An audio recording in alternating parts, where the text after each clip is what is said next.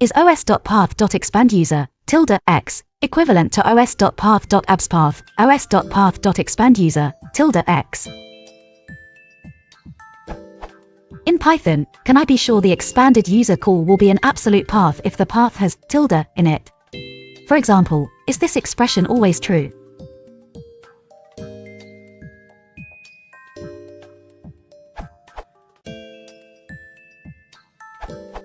It depends on what your $home points to.